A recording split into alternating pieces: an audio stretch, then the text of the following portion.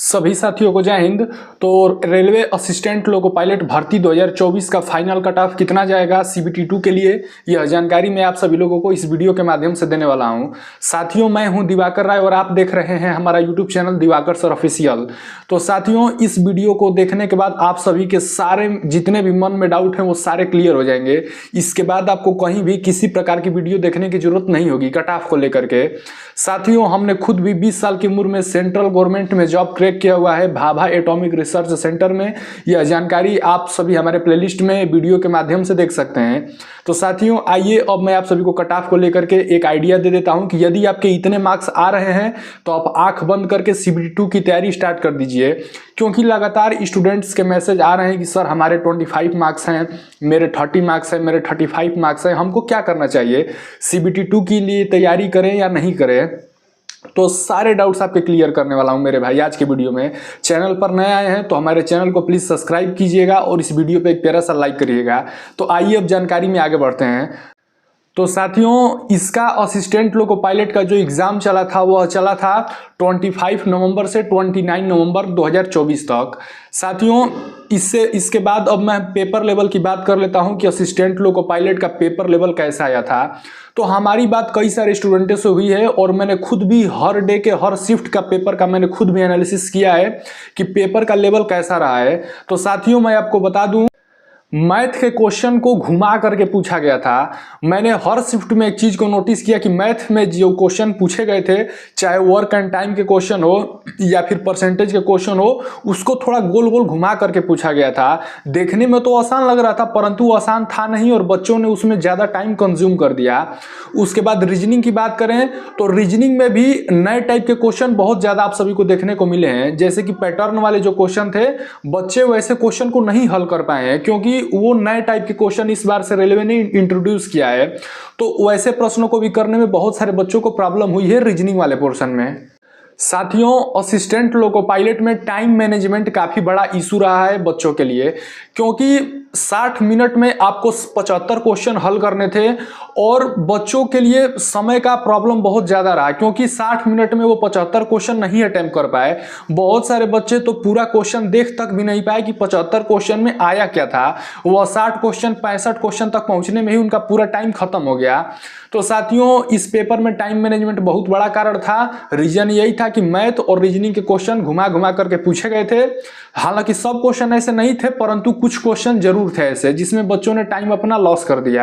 बहुत सारे स्टूडेंट यह बात कह रहे थे कि सर यदि हमको 10 से 15 मिनट और समय मिल गया होता तो मैं 8 से 10 क्वेश्चन और अटेम्प्ट कर सकता था, क्योंकि बहुत सारे बच्चों का आते हुए क्वेश्चन नहीं हो पाए टाइम मैनेजमेंट के कारण, क्योंकि टाइम मैनेजमेंट काफी चैलेंजिंग था। इस बात से आप सभी भी एग्री करते होंगे क्योंकि मैं भी कभी स्टूडेंट रहा हूं, इस बात को समझ सकता हूं। मैं आप सभी को फिर कह रहा हूं कि पेपर देखने में बहुत आसान था परंतु साथियों पेपर आसान नहीं था, यह बात समझ लीजिए मेरे भाई। और करंट अफेयर की बात करें तो हर शिफ्ट में करीब करीब 10 करंट अफेयर पूछे गए थे और उनका लेवल स्टैंडर्ड था। जितने भी बच्चों से हमारी बात हुई जो जिनका कि नॉन टेक्निकल में बहुत अच्छा कमांड था, वो करंट अफेयर में 2 से 3 क्वेश्चन ही अटेम्प्ट कर पाए हैं, बाकी का क्वेश्चन उनसे नहीं बन पाया है। और वही बायोलॉजी से भी जो क्वेश्चन पूछे गए थे वो एक स्टैंडर्ड लेवल के क्वेश्चन पूछे गए थे मेरे भाई।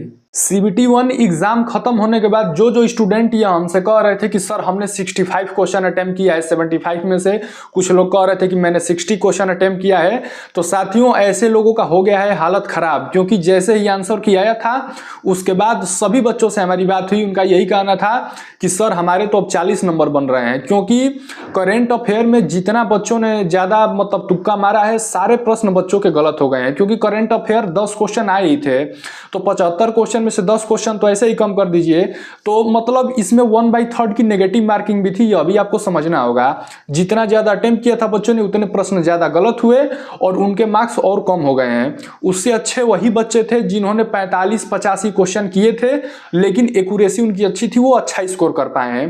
तो अब मैं साथियों आप सभी को एक कट ऑफ का अंदाजा दे देता हूं कि आप यदि इतने मार्क्स ला रहे हैं तो आपका इजीली सिलेक्शन हो जाएगा। साथियों, यह मैं आपको रॉ मार्क्स बता रहा हूं, यानी कि मार्क्स विदाउट नॉर्मलाइजेशन, यानी कि यदि कट पिट के आपके इतने आ रहे हैं तो भाई आपको टेंशन करने की बिल्कुल जरूरत नहीं है। आप सीबीटी 2 की तैयारी स्टार्ट कर दीजिए। यदि आपकी कैटेगरी अनरिजर्व कैटेगरी है और यदि आपके 40 मार्क्स बन रहे हैं तो भाइयों मौज करो और सीबीटी 2 की तैयारी स्टार्ट कर दो। अब बात कर लेते हैं ओबीसी एंड ईडब्ल्यूएस कैटेगरी वाले छात्रों की। ओबीसी और ईडब्ल्यूएस का कट ऑफ जनरली लगभग सेम ही जाता है, तो ऐसे स्टूडेंट जिनके 35 मार्क्स आ रहे हैं तो आपका भी सीबीटी 2 के लिए इजीली सिलेक्शन हो जाएगा। अब बात कर लेते हैं एससी कैटेगरी वाले छात्रों की, तो यदि आपके 30 मार्क्स आ रहे हैं, 30 प्रश्न सही हो रहे हैं, तो भाई आपका भी सिलेक्शन हो जाएगा सीबीटी 2 के लिए। अब बात कर लेते हैं लास्ट कैटेगरी यानी कि एसटी की, और यदि आपके 25 मार्क्स बन रहे हैं तो भाई आपको भी घबराने की जरूरत नहीं है, आपका इजीली सिलेक्शन हो जाएगा सीबीटी 2 के लिए। तो साथियों, यदि आपके मार्क्स हमारे बताए अनुसार आ रहे हैं तो आप लोग सीबीटी 2 की तैयारी स्टार्ट कर दीजिए, क्योंकि सीबीटी 2 के लिए बहुत ज्यादा समय नहीं मिलेगा। जैसे ही सीबीटी 1 का रिजल्ट आएगा 2 महीने के अंदर अंदर सीबीटी 2 की भी परीक्षा करा लेगा विभाग आपसे। तो जो बच्चे ऐसा सोच रहे हैं कि रिजल्ट आने के बाद हम तैयारी करेंगे या डेट आने के बाद तैयारी करेंगे, वो लोग भाई सिलेक्शन भूल जाइए। यह मैं सच्चाई बता रहा हूं, हो सके आपको हमारी बात बुरी लगे, परंतु यही सच्चाई है। अभी से नहीं मेहनत करेंगे मेरे भाई तो आगे आपको प्रॉब्लम होगी और सिलेक्शन होने में समस्या होगी। तो अभी से लग जाइए जिसके जिसके हमारे बताए अनुसार मार्क्स आ रहे हैं। साथियों, आपकी कैटेगरी कौन सी है और आपने किस जोन से फॉर्म अप्लाई किया हुआ है और आपके कितने मार्क्स बन रहे हैं, यह कमेंट बॉक्स में बात आप जरूर बताइएगा। इससे क्या होगा कि हमें कट ऑफ का अंदाजा लगाने में और भी बहुत ज़्यादा आसानी होगा, और मैं ऑल इंडिया बच्चों का मार्क्स देख पाऊंगा कि किस जोन से कितने बच्चों ने कितना मार्क्स स्कोर किया हुआ है। तो साथियों, यदि आपको हमारे द्वारा दी गई जानकारी पसंद आई हो तो चैनल को सब्सक्राइब कीजिएगा और उसी वीडियो पे एक प्यारा सा लाइक कीजिएगा। मिलेंगे दोबारा, तब तक के लिए जय हिंद, वंदे मातरम, नमस्ते।